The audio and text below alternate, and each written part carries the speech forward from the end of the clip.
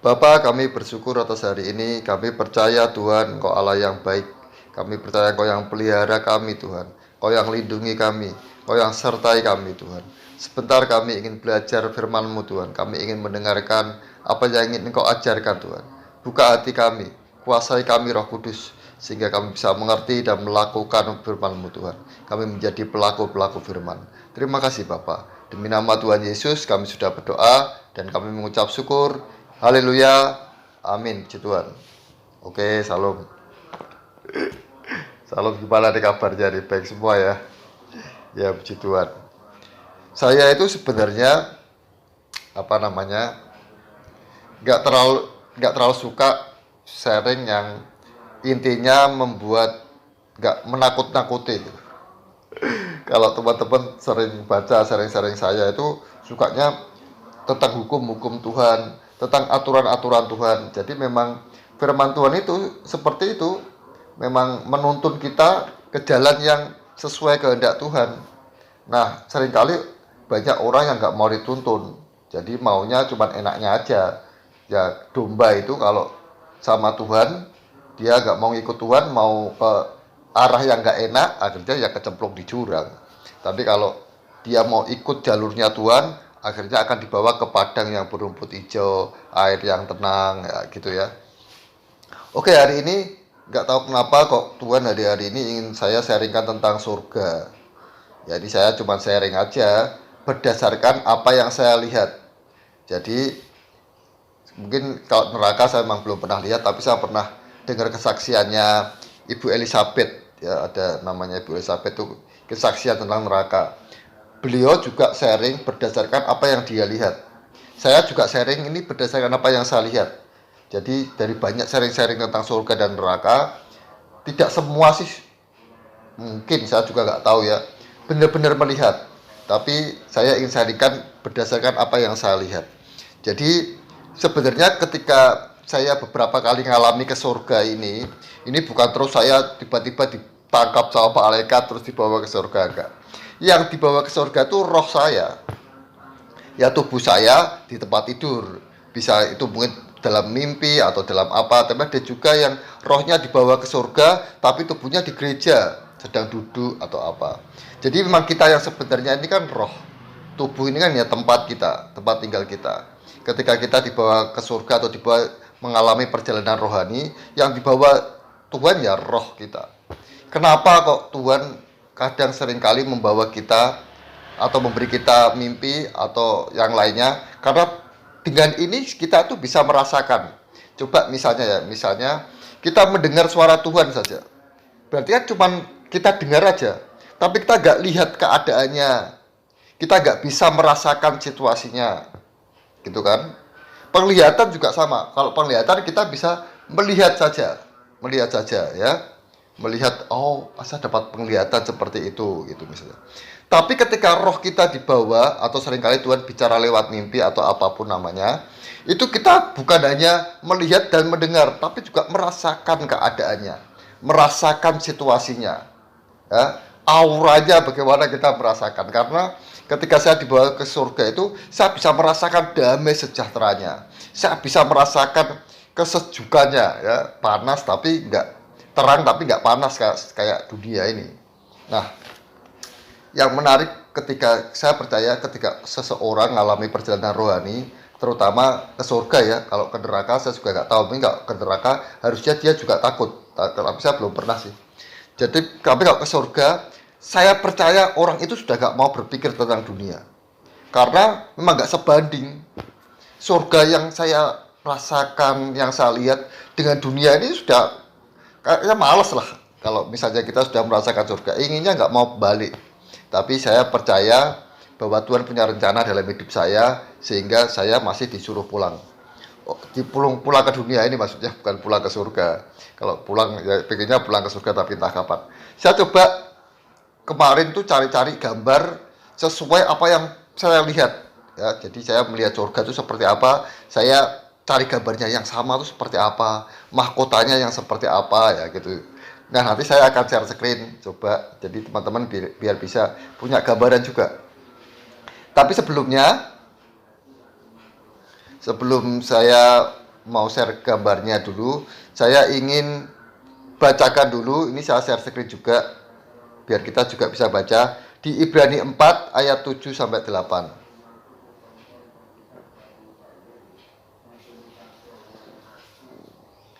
Ibrani 4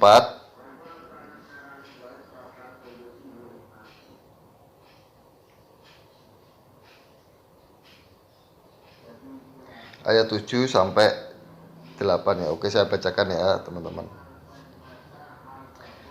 Sebab itu ia menetapkan pula suatu hari, yaitu hari ini, ketika ia setelah sekian lama berfirman dengan perantaraan Daud, seperti perkataan di atas, pada hari ini jika kamu mendengar suaranya, janganlah keraskan hatimu. Sebab andai kata Yosua telah membawa mereka masuk ke tempat perhentian, berarti ini tanah perjanjian yang dimaksud, pasti Allah tidak akan berkata-kata kemudian tentang suatu hari lain. Jadi tempat perhentian itu bukan tanah perjanjian, tapi ada tempat perhentian hari lain, yaitu ya nanti ketika kita hidup kekal. Nah, tempat perhentian kita itu tinggal di mana? Kita mau berhenti. Ya, kalau bis itu berhenti di terminal ya, tempat perhentiannya terakhir di situ. Kalau kereta api stasiunnya kayak belajar anak SD. Ya, kalau kita tempat perhentian kita nanti ya di mana? Di surga atau di neraka. Saya nggak mau. Saya balik ke dunia lagi, nggak ada, dunianya sudah hancur. Buminya sudah hancur, yang ada nanti bumi baru, langit baru, yaitulah surga. Di dalamnya ada Yerusalem baru, itulah yang dinamakan kerajaan surga. Ya, jadi nggak bisa kalian mau milih apa, tinggal mau milih surga atau neraka gitu aja. Saya abu-abu, nggak bisa, hitam atau putih. Jadi dalam Tuhan panas atau dingin, suam ya nggak boleh dimuntahkan. Ya, itu jadi oke, saya akan sharing bahwa yang pertama ini sebuah rangkaian, teman-teman. Saya nanti akan ceritakan maksudnya, rangkaiannya, tapi saya akan ceritakan satu persatu. Kesaksian yang pertama adalah dulu ketika saya belum kenal Tuhan, saya belum Kristen ini, teman-teman. Saya itu mimpi, ya, ini saya belum kenal Tuhan Yesus, ini belum Kristen. Saya pernah mimpi suatu hari, dalam mimpi saya itu, ya ini perjalanan rohani. Jadi ini bukan mimpi yang mudah dilupakan, karena ini benar-benar terjadi sih. Saya merasa seperti itu. Dalam mimpi itu saya melihat dunia sangat kacau. Sedang berperang, ada tank, ada orang-orang yang bawa pedang waktu itu yang saya lihat. Ya, orang-orang sedang berperang. Satu ketakutan, saya sembunyi. Saya diem aja. Tapi tiba-tiba dari jauh saya melihat ada seorang ya bukan pemuda ya orang muda lah, tapi bukan pemuda, bukan remaja gitu lah. Orang ini rambutnya gondrong, ya ini bener, rambutnya gondrong. Dia menatap saya, dalam tatapannya itu seolah-olah seperti ngajak saya. Ini keadaan seperti kacau seperti ini loh. Seolah-olah ini gambaran saya aja ya. Seolah-olah ngomong, ini keadaan kacau seperti ini, ayo kamu ikut aku. Ini sinar matanya tuh penuh kelembutan, penuh kasih, penuh damai sejahtera. Sinar matanya. Terus saya ingat-ingat, ini siapa ini?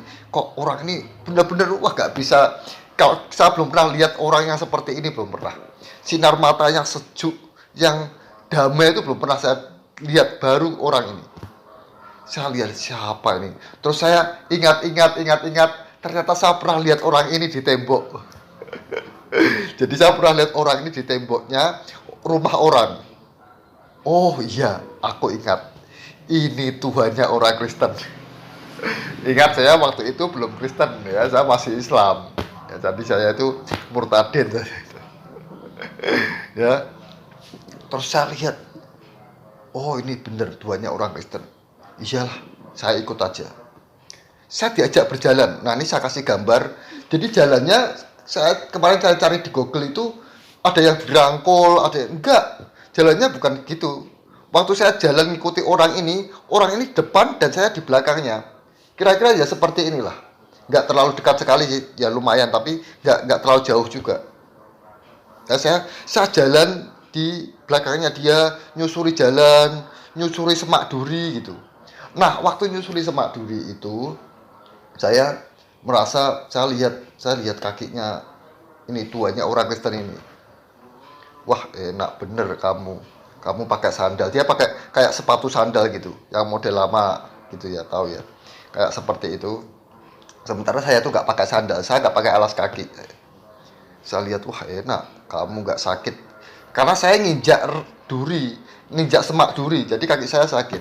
Kemudian saya dalam hati, kemudian saya lihat dari kejauhan ada sebuah rumah, tapi jauh, rumahnya itu sangat jauh, tapi di depan rumahnya itu ada alas kaki, ada sandal.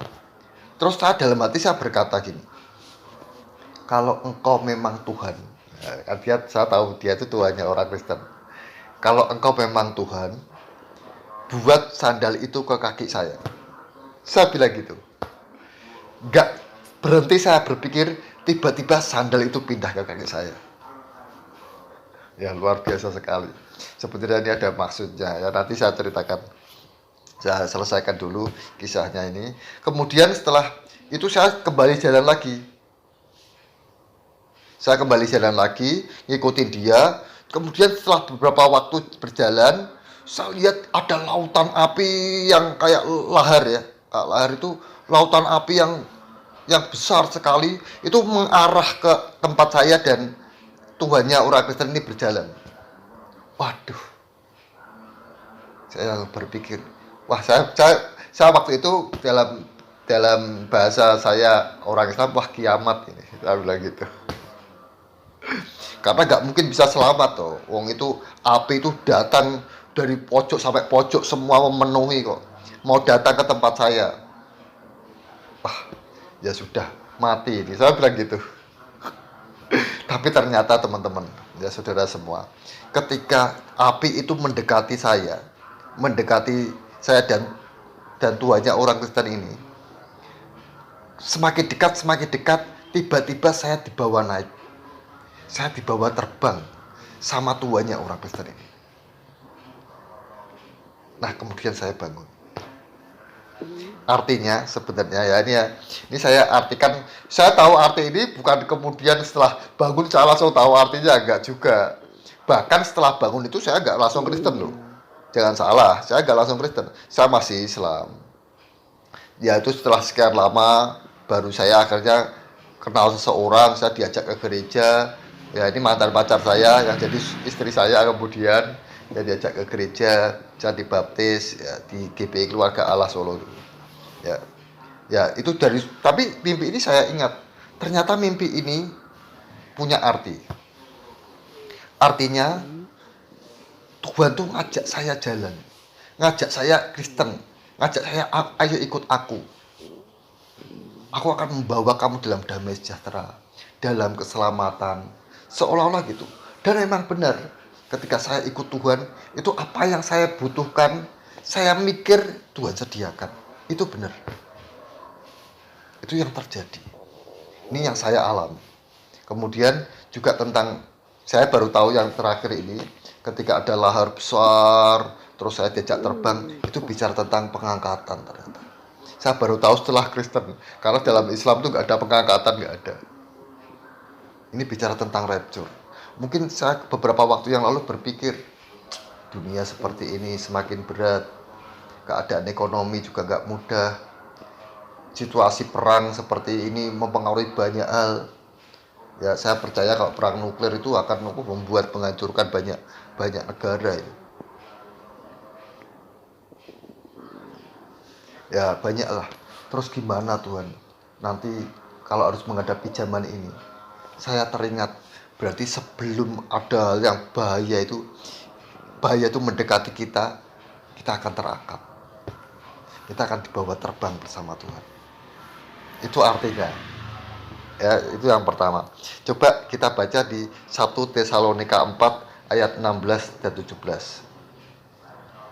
1 Tesalonika 4 ayat 16 dan 17 ya, coba ya saya bacakan.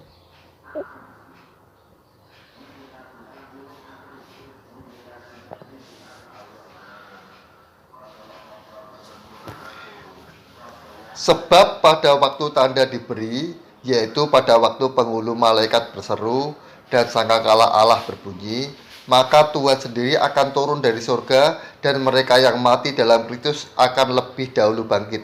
Sesudah itu kita yang hidup, yang masih tinggal akan diangkat bersama-sama dengan mereka dalam awan menyongsong Tuhan di angkasa. Demikianlah kita akan selama-lamanya bersama-sama dengan Tuhan. Jadi pengangkatan itu cuma ada dalam Kristen sebenarnya, dalam Islam nggak ada. Dan itu sudah terjadi, sudah saya alami, sudah saya rasakan ketika saya belum Kristen malah. Bahkan semak duri itu saya baca, setelah saya baca Alkitab, oh ternyata ada semak duri gitu. Saya tadinya nggak tahu kalau ada semak duri. Jadi apa yang saya mimpi waktu itu terjadi ketika saya belum Kristen. Kemudian mimpi yang kedua. Nah, mimpi yang kedua ini saya sudah Kristen ya. Mimpi yang kedua ini saya sudah Kristen dan saya sudah jatuh. Jadi saya itu ceritanya setelah pernah Kristen, kemudian wakal, kemudian dibuat jatuh Tuhan, dan akhirnya saya ditangkap Tuhan, dan sampai sekarang saya seperti ini. Maksudnya dipakai Tuhan dan tetap dalam Tuhan. Saya sering berpikir seandainya saya nggak jatuh, mungkin saya juga nggak kenal Tuhan ya. Mungkin hanya dulu pernah Kristen sesaat aja dan ya akhirnya meninggalkan Tuhan lagi. Tapi puji Tuhan, kemarin saya juga kesaksian ya di Komsel, kalau saya suruh milih, saya sehat tapi tidak dengan Tuhan, dengan keadaan saya sekarang, tapi dengan Tuhan saya pilih sekarang. Karena hidup yang sebenarnya itu bukan dunia ini. Hidup yang sebenarnya itu ketika kita dengan Tuhan, ketika saya dengan Tuhan, dan akhirnya hidup kekal kelak bersama Tuhan. Tempat perhentian tadi loh, kita mau berhenti di mana? Di surga atau di neraka? Oke, mimpi yang kedua. Wah, ini sampai gak ya? Nggak, selesainya jam 5 sore. Mimpi yang kedua. Mimpi yang kedua itu saya di dalam sebuah kapal besar waktu itu. Seperti bahtera ya. Ini saya buat gambaran seperti ini, tapi kapalnya besar memang. Memang kapalnya besar. Di sana banyak ada kejadian. Jadi dunia ini sedang hancur juga. Sedang dalam kehancuran. Nah, saya bersama banyak orang, banyak orang, itu ada di dalam sebuah kapal. Nah, di dalam sebuah kapal itu ada beberapa kejadian. Kejadian yang pertama, ada orang-orang yang mencabut paku, tapi nggak sampai tercabut, cuman dari nancep gitu toh, dari tertanam, dia cabut separuhnya aja. Banyak orang cuman gitu, dicabuti separuhnya. Beberapa orang lakukan itu. Kemudian, loh kenapa? Saya datangi kenapa kok cuma cabut separuhnya? Mereka diam saja. Terus saya ngomong, boleh nggak saya bantu? Dan mereka melihat saya. Mereka seolah-olah berkata boleh. Oke, saya cabut pakai tangan aja yang separuh itu. Ternyata bisa. Saya cabut separuh bisa. Jadi yang tercabut separuh itu saya selesaikan, saya cabut separuh bisa. Jadi sampai lepas pakunya. Kemudian yang kedua, saya tuh melihat sebuah akuarium itu penuh dengan ikan. Ya, akuarium penuh dengan ikan. Kemudian saya dikasih ember. Embernya ini penuh dengan cacing makanan ikan ya, tahu ya cacing ya. Ya, penuh cacing makanan ikan itu. Nah, kemudian saya berpikir, ini kenapa saya dikasih cacing, buat apa? Tapi saya berpikir, wah iya, cacing ini buat makan ikan kan bisa. Saya nggak doyan cacing ini, tapi ikan-ikan itu doyan. Kemudian saya ambil cacingnya, saya kasih ke ikan. Dan mereka rebutan cacing ya, seperti kalau kita ngasih makan ikan ya. Ya kalau di sini kan bukan cacing, tapi ada makanan ikan yang bulat-bulat kecil-kecil itu kan, ikannya berebut. Ya ini cacing, dan mereka berebut. Dan yang kejadian yang ketiga, saya tuh melihat ada helikopter. Jadi ini kan modelnya kayak dalamnya ada tempat tinggalnya, tapi atasnya tuh kayak dak, kayak lurus, jadi buat bisa untuk mendarat helikopter gitu ya. Saya melihat ada sebuah helikopter tuh menghampiri kapal ini. Saya terus naik ke dak, saya lihat helikopternya turun mendarat di kapal, kemudian orang yang masuk yang ada di helikopter ini turun dan dia masuk ke kapal. Tetapi beberapa waktu kemudian ada orang dari dalam kapal, dia melihat helikopter ini, wah bagus, aku suka nih helikopternya. Kemudian dia naik. Dia berpikir, aku toh dengan helikopter ini aku bisa ngikuti kapalnya. Kapalnya mau kemana, aku tetap bisa ngikuti. Dia berpikir gitu. Kemudian dia naik helikopter dan dia terbang ngikutin kapal ini. Ternyata kemudian kapal ini masuk ke sebuah terowongan. Dan helikopternya nggak bisa masuk. Helikopternya tetap di luar karena nggak bisa masuk terowongan itu. Jadi helikopternya hancur dengan dunia. Karena ketika terowongan ini masuk terus, ketika keluar terowongan ini, saya ada di dunia lain. Inilah yang disebut surga. Ya, waktu itu dalam kapal heboh, setelah keluar dari terowongan heboh. Wah, surga, surga, mereka bilang gitu. Kemudian mereka berebut lihat ke jendela. Saya sebenarnya juga mau berebut. Waktu ini saya belum pelayanan loh. Saya belum ada grup belajar firman Tuhan, belum ada komsel kahuripan, belum ada rumah persekutuan doa di rumah saya, rumah berkat belum ada. Saya baru habis pertama kali jatuh dan masih baru bersama Tuhan lah, baru sendiri dengan Tuhan. Terus saya mau berebut lihat jendela, tapi tiba-tiba ada orang yang ngomong, "Pak, ini Pak tempat Bapak." Saya dikasih tempat tersendiri untuk jendela itu saya lihat. Saya tadinya nggak mikir ini artinya apa, nggak masuk akal. Tapi saya sekarang berpikir, saya mungkin sebagai saya pelayanan di belajar firman Tuhan di Komsel Kahuripan ini, kalau misalnya ada tempat mesti Pak Lukas ini aja, mesti kan bilang gitu. Saya tahu akhirnya, artinya gitu. Kemudian saya lihat di jendela, saya lihat sebuah tanah yang sangat indah. Ya, coba ya. Ya, seperti ini. Sebuah tanah yang sangat indah, penuh dengan pepohonan, indah, dan ada ikan juga. Ada ikan, apa itu namanya? Hiu ya, yang ada siripnya yang menakutkan itu. Tapi siripnya ganti, teman-teman. Siripnya bukan sirip segitiga itu, siripnya ganti salib.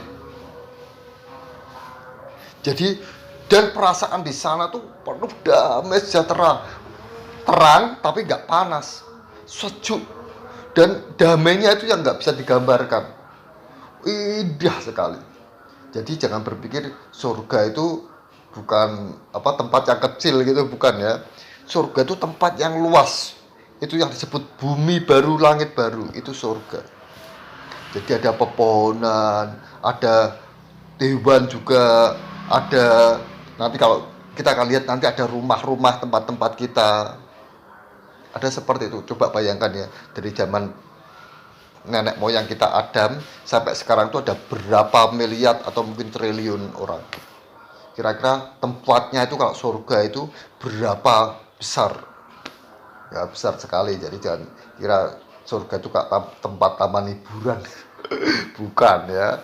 Itu kalau Taman Eden ya Taman Eden aja. Tapi surga itu bumi baru, langit baru. Tempat yang sangat luas. Tempat perhentian kita nanti terakhir. Coba kita baca di Wahyu 22 ayat yang kelima. Wahyu 22 ayat yang kelima.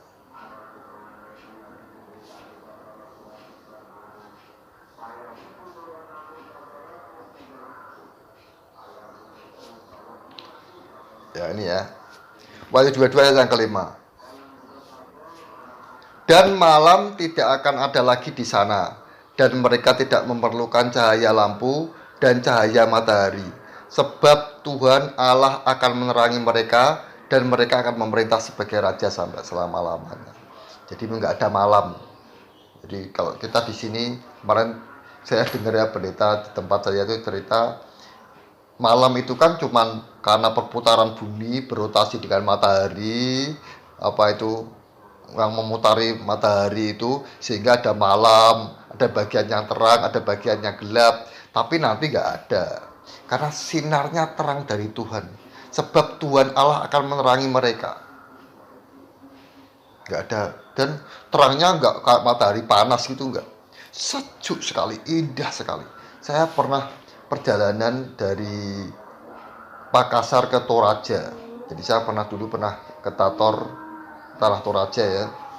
Lewat jalur darat, lewatnya ya apa Bangkep apa itu macam-macam itu sampai Sidrap apa terus sampai Palopo, naik lagi sampai ke Tator. Nah dari Palopo ke Tator itu saya lihat pemandangannya sangat bagus. Dan saya benar-benar heran, wah Indonesia itu bang, kalau orang berkata surga dunia itu betul sekali. Karena memang Indonesia itu negara yang sangat indah, sangat amat indah sekali. Saya pernah juga ke pantai di Sorong, Papua Barat. Itu juga pantainya sangat indah. Menurut saya lebih indah dari pantai Kuta atau pantai Sanur. Karena masih alami, masih ada di tanahnya pasir putihnya tuh masih ada tempat-tempat apa itu kepiting ngumpet, lari-lari gitu. Sangat amat indah sekali.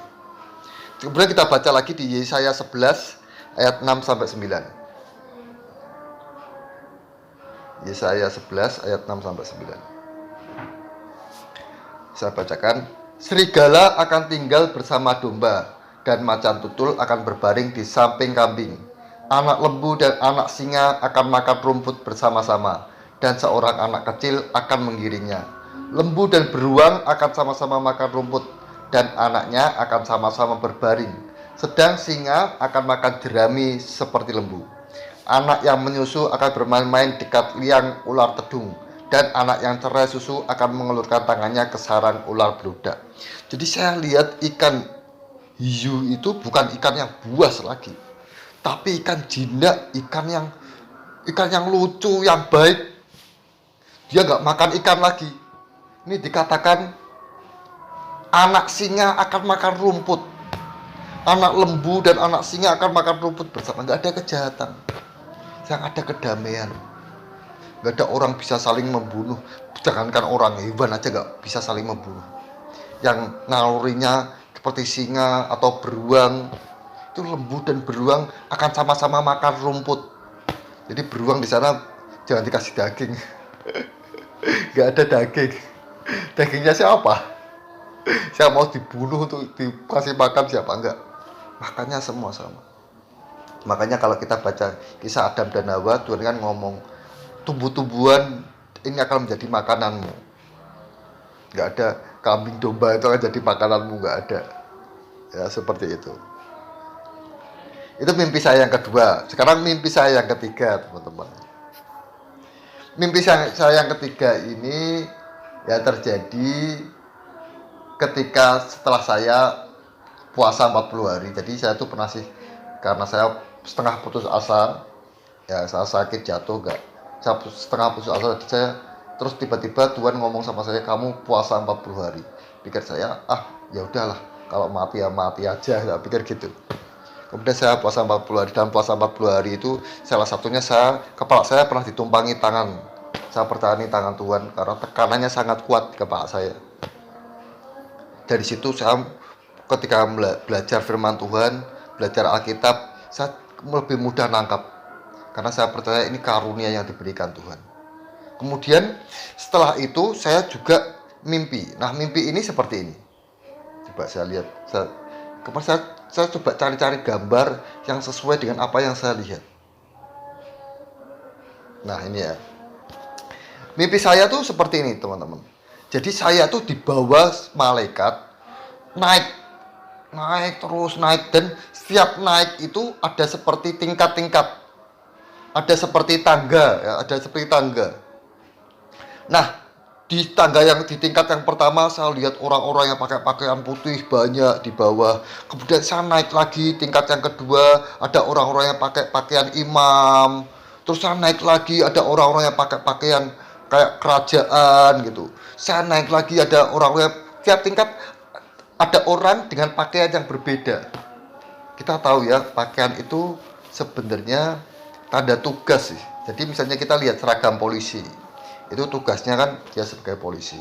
Terus kalau kita lihat seragam ada pakaian dokter ya, itu tugasnya seragam dokter. Nah saya lihat waktu itu tiap-tiap tingkat ada pakaiannya. Ada yang pakaiannya putih tiap tingkat. Kalau kita baca sebenarnya surga itu memang tingkat-tingkat, ada tingkat-tingkatnya ya. Nah Sampai di tingkat teratas, saya ketemu dengan Tuhannya orang Kristen. Kalau ini saya sudah tahu, saya ketemu dengan Tuhan Yesus. Kalau ingat di mimpi yang pertama, Tuhan Yesus itu melihat saya dengan mata yang penuh kasih, penuh menjanjikan damai sejahtera, sejuk, luar biasa. Kali ini tidak. Kali ini Tuhan melihat saya dengan mata yang sangat tegas. Perintah, nggak main-main loh ini. Seperti sebuah perintah raja kepada anak buahnya. Ini bukan main-main, bukan bercanda, maksudnya gitu. Ini sorot mata Tuhan tegas, seperti penuh tekanan, wibawa, seperti itu. Nah kemudian Tuhan tuh mengeluarkan pedang dari mulutnya. Saya cari pedangnya teman-teman, tapi saya nggak temukan yang mirip seperti apa yang saya lihat. Jadi pedangnya tuh memang pedang tajam bermata dua, tapi karena saking tajamnya itu seperti berkilau. Nah ini saya cari yang berkilau, saya cari di Google pedang yang bersinar, pedang yang berkilau, ternyata sulit ketemunya. Dan inilah kira-kira pedang yang bisa saya gambarkan, ya dari yang saya lihat. Jadi pedang tajam itu keluar dari mulut Tuhan Yesus, kemudian diberikan ke saya. Diberikan ke saya. Saya tahu ini panggilan. Tuhan mempercayakan saya. Kita tahu pedang tajam yang keluar dari mulut Tuhan itu apa? Firman Tuhan. Tuhan percayakan itu ke saya. Ini bukan main-main. Makanya saya seringkali, saya tadi katakan di awal, saya tuh nggak suka firman Tuhan yang membuai gitu. Saya lebih suka yang pedang, karena memang mungkin itu panggilan saya. Jadi ada dua sudut pandang ya. Hamba Tuhan yang berkhotbah itu seringkali ada yang misalnya, berkatilah ladangmu, diberkatilah engkau keluar dan masuk, engkau akan menjadi kepala dan bukan ekor. Sudut pandangnya di situ. Jadi orang seneng, tapi saya sering enggak. Jika engkau mengasihi Tuhan Allahmu dan melakukan perintah-perintahmu, maka aku akan saya sharingkan yang jika engkau itu. Jadi sebenarnya kalau kita baca semua kitab, setiap di situ ada berkat, situ pasti ada bagian yang harus kita lakukan, pasti. Di mana saja, pasti. Tidak ada Tuhan akan memberkati engkau, berkat sudah, kamu nakal nggak apa-apa, berdosa nggak ada seperti itu, nggak ada. Cari, baca Alkitab dari Kejadian sampai Wahyu. Semua berkat, semua janji Tuhan pasti ada bagian yang harus dilakukan manusia. Dan itulah bagian yang seringkali saya sampaikan, saya sharingkan, karena memang itu yang dipercayakan Tuhan ke saya. Ya resiko, kadang saya bisa dimusuhi, tapi ya saya biasa aja. Karena saya ditangkap Tuhan itu dari orangnya sendiri, nggak punya siapa-siapa, jatuh terpuruk. Jadi saya bisa jadi benci orang, saya biasa aja dari orang yang nggak punya siapa-siapa. Tapi sekarang saya punya teman-teman di Komsel Kahuripan, di grup belajar firman Tuhan, di mana itu bagi saya sudah luar biasa. Kalau ada orang yang membenci saya 1, 2, 3 orang, ya saya biasa aja. Ya.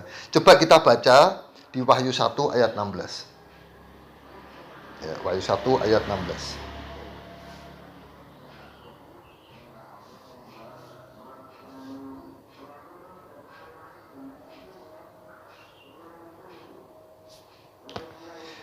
Dan di tangan kanannya ia memegang 7 bintang, dan dari mulutnya keluar sebilah pedang tajam bermata dua, dan wajahnya bersinar-sinar bagaikan matahari yang terik.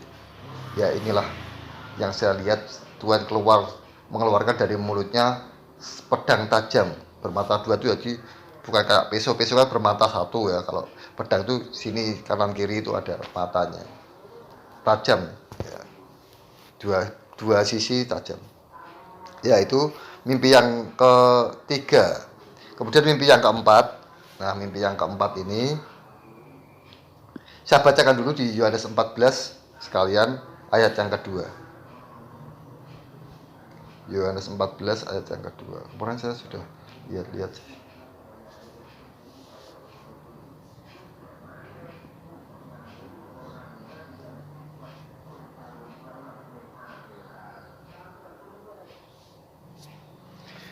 Yohanes 14 ayat yang kedua. Di rumah Bapakku banyak tempat tinggal. Jika tidak demikian, tentu aku mengatakannya kepadamu. Sebab aku pergi ke situ untuk menyediakan tempat bagimu. Ini bicara tempat tinggal, rumah kita nanti di tempat Bapa atau di surga nanti. Coba kita baca di terjemahan lain. Saya punya Alkitab itu beberapa terjemahan. Ini ya. In my father house yang New King James. Ini ada berbagai macam ya. Tapi ini yang New King James. In my father house are many mansion. Nah, ini aja ya. Dan ini bicara tentang tempat tinggal ini dikatakan dalam New King James mansion. Mansion itu sebuah tempat rumah yang bagus, yang mewah. Di rumah Bapa. Nah, surga itu tempat tinggal kita nanti yang dipersiapkan Tuhan itu.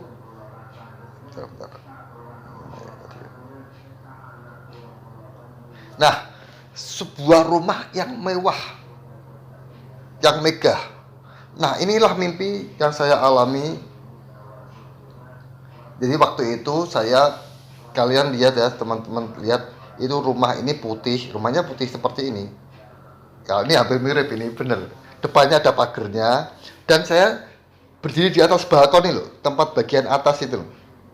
Balkon atas ini ya. Saya berdiri di balkon atas itu. Saya berdiri sambil saya melihat ke bawah. Saya melihat ke bawah dan saya melihat seorang yang saya kenal tinggal di dalam tenda. Di surga ternyata ada tenda. Kalau kalian pernah kemah zaman dulu, camping itu ada tenda, rumah yang dari terpal itu kecil ya. Terus saya lihat, saya kenal orang ini. Terus saya turun, teman-teman. Saya ke bawah, saya hampiri. Tapi orangnya nggak ada. Orangnya pergi. Ya sekali lagi saya katakan surga itu bukan tempat yang kecil, tempat yang luas. Jadi orangnya pergi. Saya tadi berpikir nanti saya mau ngajak Bro Ergun, kalau di surga mau saya ajak balapan nanti. Karena Bro Ergun pengen jadi pembalap. Nanti kita di surga bikin sirkuit sendiri. Kita balapan pakai singa, ya kan? Ayo Bro Ergun pakai kuda, saya pakai singa, nanti pelangwar. Jadi pembalap Bro Ergun. Nah, di surga itu saya turun, saya menghampiri rumah yang orang pakai tenda itu, orangnya pergi, nggak ada. Terus saya masuk di rumahnya, ya nggak ada apa-apa. Cuma ada beberapa pakaian dan seperti rak kecil aja, nggak punya apa-apa. Sementara saya tinggal di rumah ini loh, rumah yang mewah putih ini. Saya ingin menolong sebenarnya. Saya cari orang ini karena saya kenal orang ini. Saya cari orang ini, saya pikir saya mau ajak ke tempat saya aja, ngapain kamu tinggal di tenda. Tapi nggak ketemu. Saya cari-cari kemana-mana, nggak bisa ketemu. Terus saya bangun. Sebenarnya teman-teman saya mengerti. Kita tuh di surga nggak bisa nolong orang.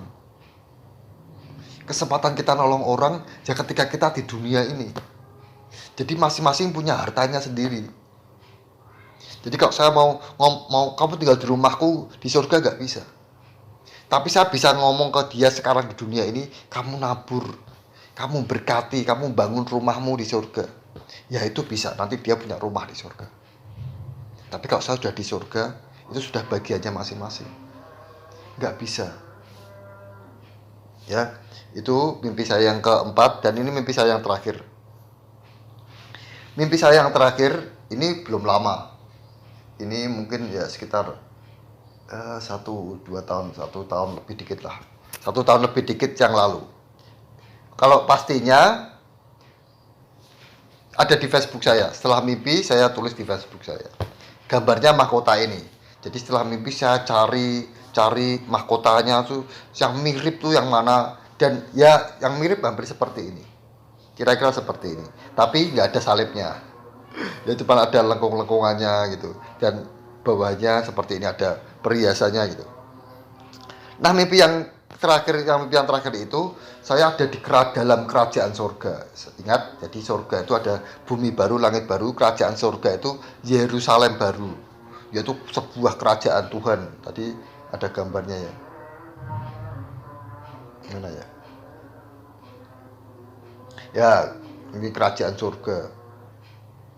Kerajaan itu sebuah kerajaan tempat Tuhan Yesus bertahta di sana. Nah, di dalam kerajaan surga ini saya melihat di atas itu Tuhan Yesus duduk di atas tahtanya. Ya, dengan mahkota, dengan pakaian kebesaran rajanya. Duduk Tuhan Yesus di tahtanya. Saya di bawah sedang bersimpuh. Bersimpuh tahu ya, duduk dengan lutut itu. Sedang bersimpuh. Dan di sebelah saya, kalau kita lihat di Google teman-teman, saudara-saudara, kita akan temukan Tuhan Yesus memberi mahkota. Ada gambar Tuhan Yesus memberi. Tapi enggak, yang saya alami, yang saya lihat enggak seperti itu. Jadi Tuhan Yesus duduk di tahtanya, sementara ada malaikat yang bawa mahkota. Dan saya sedang bersimpuh. Dalam hati, benar ini kalau benar kayak kita pengumuman pemenang Indonesian Idol. Nanti yang ikut kan deg-degan siapa yang menang ya, siapa yang menang ya, saya menang Pak, atau pengumuman siapa yang tereliminasi ya, itu kan kayak wah saya kalau tereliminasi bagaimana ya, kan gitu. Saya juga seperti itu waktu itu. Saya duduk bersimpuh, Tuhan Yesus duduk tatanya, sementara ada malaikat yang bawa mahkota. Seolah layak gak orang ini dapat mahkota gitu, seolah gitu. Saya tahu kalau saya nggak layak, saya bisa di neraka. Tapi kalau saya layak, maka saya di surga. Rasanya dak dikduk, wah benar-benar takut, galau lah. Tapi puji Tuhan, ternyata mahkota itu diletakkan di atas kepala saya. Wah rasanya senang dan sudah gak ingin pulang. Saya kira saya juga gak pulang, bener. Saya kira ini terakhir dan saya gak pulang lagi, udah saya di sini aja. Tapi ternyata saya bangun. Ini mahkotanya seperti ini. Saudara, harta sebesar apapun gak sebanding dengan, bukan hanya surga, mahkota ini loh gak sebanding. Ini mahkota yang benar-benar istimewa. Kalau nggak dapat, wah coba bayangkan kalau nggak dapat mau jadi apa. Harus dapat, kita harus dapat mahkota ini. Karena ini akan menentukan kita di surga atau enggak. Coba kita baca di Wahyu 2 ayat yang ke-10. Wahyu 2 ayat yang ke-10.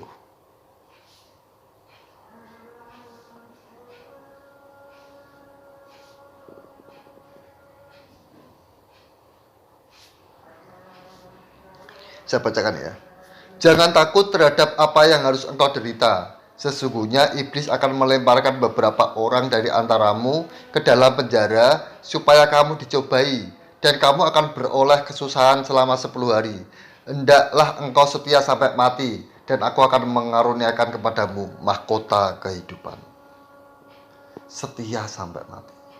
Mahkota kehidupan. Ini mimpi-mimpi yang saya alami dan ternyata sudah lama sih, lumayan lama. Saya pernah cerita kepada teman akrab saya, dia seorang penatua di gereja. Saya cerita, saya pernah mengalami mimpi seperti ini.